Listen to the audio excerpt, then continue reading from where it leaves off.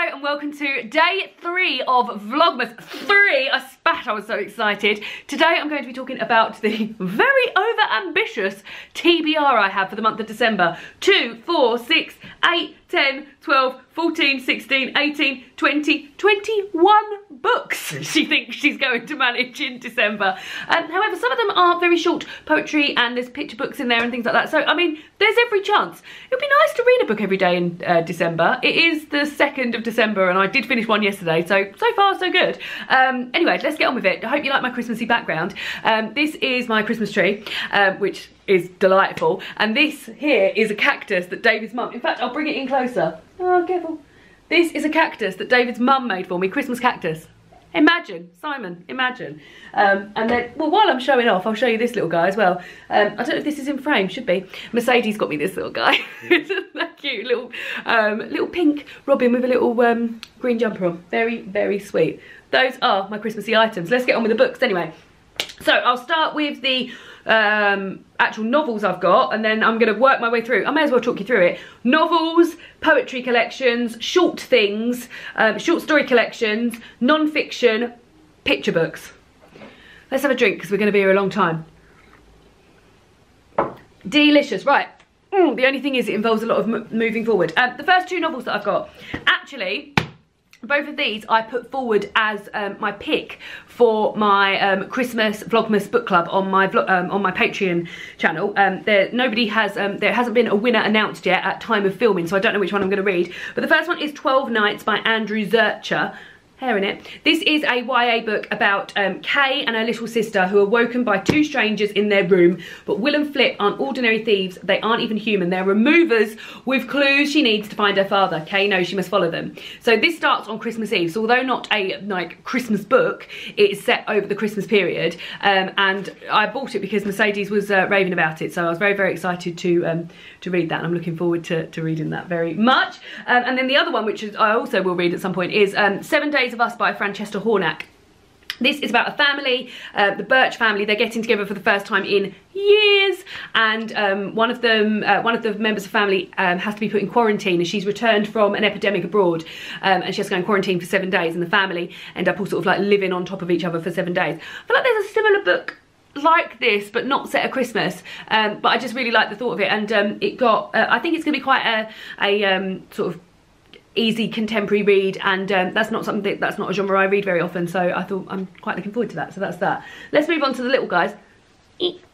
The little poetry collection that I've got. Now I buy one of the, oh, there's one missing. No, there's not. I bought 2 this year. So I buy a new one of these every year for myself. And this year I actually bought 2. Minnie's leaping from table to table. There's so much new stuff for her to explore, and she's very excited. So the 2 new ones I've bought so far this year are the Wren Boys. These are all by Carol Ann Duffy. They're these little poetry collections. One of them is one of my favourite books of all time. So that's the Wren Boys. I've actually read this yesterday and I didn't think it was that great. Mrs. Scrooge, A Christmas Tale. They're the 2 I bought this year. Last year I bought Pablo Picasso's Noel. They're just gorgeous. They're these little books. They're such good little stocking fillers. They're normally like $7.99 each, although I think that one might be $5.99. That one's $5.99. This one's $7.99. The King of Christmas, which I got from the Book Break Christmas party like 3 years ago, maybe, long time ago. And then my favourite one, which is also one of my favourite books of all time, is Another Night Before Christmas. This is illustrated by Rob Ryan. I just love this and I rave about this all the time. But yeah, so I'll be reading, I've actually, as I said, I've read the Wren Boys already, but what I sort of treat these as I'm sort of trying to read a book every day in December, and I don't stress myself out over it. It's December, it's Christmas, and if I haven't read a book, if I haven't finished a book, which I haven't done because I've been super busy, I tend to just pick one of these up in the evening, and then I can sit and read that with a cup of tea in bed, which is what I did yesterday. I read it aloud to you, didn't I, David? I read the Wren Boys aloud to you. You did it. It was I think we both felt a bit about it, but the other ones are really good. So although don't let me put you off of those guys. So then I've got these little short items, which also I guess could also be included in if I need a short book to read or something. This one is one that I think I bought in Waterstones last year. This is A Faraway Smell of Lemon by Rachel Joyce, who wrote the love song of Miss Queenie Hennessy and the other book, oh, The Unlikely Pilgrimage of Harold Fry. I read this last year. Was it last year? Yes, it was last year. I don't remember a thing about it, and when I picked it up I was like, oh, that'll be nice to reread. It says here, it's Christmas Eve and Binny has 4 hours to make Christmas happen, and she couldn't feel less like sharing glad tidings of great joy with all men, least of all Oliver. It's raining, her house is falling apart, the streets are jammed with people, and it's all Oliver's fault. Darting into a shop to escape a conversation, Binny finds herself in a sort of place she would never normally visit, but in amongst the shelves is a surprising source of peace. So I feel like that'll be a nice, like, just sit down and chill out, maybe with the lights on, just read by the light of the Christmas tree. Oh, don't. So that's lovely. And then I've also got this I bought quite early on this year. This is gorgeous. It is published by Daunt Books. This is Christmas with Doll People by Saki. So this is, I believe it's two, oh look, I bought this on the night of Franklin and Luna Go to the Moon. So I got these 2 Franklin bookmarks. Very, very nice, are those in there. So this is, it says here, these are 3 stories, and they present Saki at his inimitable, satirical best as he addresses the most perilous aspects of the holiday period, visiting dull relatives, tolerating Christmas Eve merriment, receiving unwanted gifts, and writing ecstatic thank you notes. So yeah, I'm looking forward to reading 3 short stories there. So that should really maybe be included in the short story section of this book. And then this is what I got for Christmas last year from Simon, and I have been so excited to read this. This is Daphne du Maurier's Christmas story, Happy Christmas. Apparently this is one of the most touching Christmas stories ever written. It's been out of print since 1943 when it appeared as a private press book. And it says here, Mr. and Mrs. Lawrence with their children Marigold and Bob form a wealthy, happy family who enjoy every comfort. However, this particular year their traditional Christmas festivities are suddenly disrupted by the arrival in their house of 2 refugees with nowhere else to go. As with all Daphne du Maurier's stories, there is a twist to the story, and few readers will easily forget the predicament of Mr. Lawrence when Christmas Day came. So yeah, this is so exciting. Like, this says here, like, Simon bought this second hand, and it says here, Clara from Dad, Bristol, April 89. So that has been loved. Who on earth would give up a Daphne du Maurier Christmas story? So really looking forward to that. Going to treat myself to a proper, I might read that on Cozy Reading Night. Cozy Reading Night announcement's coming up tomorrow, by the way. I might treat myself to that on Cozy Reading Night because I feel like that'll be a right treat. Then I've got 2 short story collections, one of which I've started already. I'm supposed to be reading a short story a day from this, and Buddy reading it with Mercedes and Eleanor, and I've got 14 pages into the first story. That is Winter Magic, which is a short story collection, oh God, look at this front cover, curated by Amy Elphinstone. It's got stories in here from people such as Piers Torday, Burley Doherty, Abby Elphinstone herself, Emma Carroll, Lawrence St John, Michelle Harrison. Very much looking forward to it. The first one I'm reading is A Night at the Frost Fair, and it starts with Maya and her sister being in a taxi on the way to a train station, and Maya then gets transported into winter in a much earlier on, and the Thames is frozen over, and yeah, it just sounds amazing. So I'm really enjoying this so far, and I'm really looking forward to reading more of it. I just need to find myself some time. We've actually got quite a chill day tomorrow. David and I are still off of work. We've been off work this week, and we've got Monday off as well. I think Monday might be my like reading and having a lovely time book, so I think I'm going to catch up with some short stories from there. Then I've got Emma from Book Break was kind enough to send me this, which is Round About the Christmas Tree, a miscellany of festive stories edited by Becky Brown. And I really love these sort of things. I like having a bath and just sitting and reading a Christmas story, and some of them are like 10 pages long. This is a Macmillan Library edition, which is really cute. They've got these lovely, like, look underneath. Stop it, how pretty that is. But this has got short stories from people you may know, such as Arthur Conan Doyle, Washington Irving, L.M. Montgomery, Charles Dickens, Hans Christian Andersen. In fact, I think Charles Dickens has got 2 in here. J.M. Barrie, L. Frank Bourne, Louisa May Alcott, E. Nesbit, Thomas Hardy, another one by Charles Dickens, Saki. I wonder if that's in there as well. And yeah, another one by L.M. Montgomery. So looking forward to reading those, and maybe, yeah, I think this is going to be my bath book of December. So may well have a bath tonight actually, and read one of these. So very enjoyable. And one more I should include in that actually, I've just had a thought, is Christmas Days, 12 Stories and 12 Feasts for 12 Days by Jeanette Winterson. Now I've actually got this copy of this. This is out in paperback this year, and it is beautiful. I really love the paperback. This is 12 short stories to read on the run up to Christmas, and the furthest I've ever got with it every time, I've had it for 3 years, is The Mistletoe Bride. This year I'm going to listen to the audiobook of this. I listened to the audiobook of Oranges Are Not the Only Fruit earlier this year, which is written and narrated by Jeanette Winterson, and I thought to myself, I'm going to listen to the audiobook of Christmas Days this year as well. So although I have this book, I will be listening to the audio of it, and I'm really looking forward to it. So yeah, as I said, it's 12 short stories and then like recipes and stuff in between. Really nice book, really beautiful, naked hardback, lovely. I imagine it'll be even lovelier in my ears. So that one too. And then I've got 3 non-fiction books.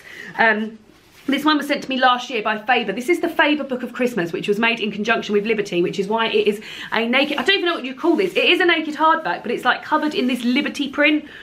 It is beautiful, and it's got sort of like things in here about, it's got some poems, it's got non-fiction stuff, it's got short stories. I also feel like this might be a contender for my cozy reading night. I feel like this might be exciting. But yeah, I got this last year as a gift from Faber, which was so nice, but I got it sort of, I think I might not have even picked it up until after Christmas, so I didn't get a chance to read it last year. But all the better for this year, because it means I can really savour it and enjoy it, so looking forward to reading that. Then this was my, I think it was either my birthday present or my Christmas present from Simon last year.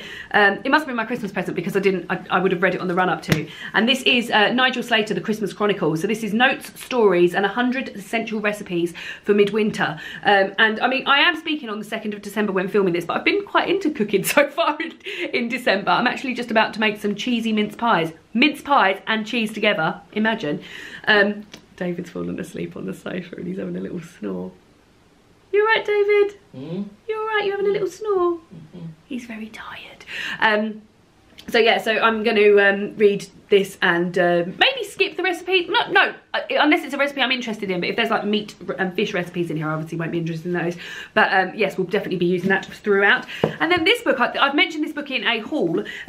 So this was a complete find. I've never even heard of this. And believe in me, I do quite a lot of looking into books, the Christmas books. And I was just in Waterstones and I saw a Christmas book that I'd never even heard of before or seen. And it is a non-fiction book, and it's gorgeous. It's called Merry Midwinter.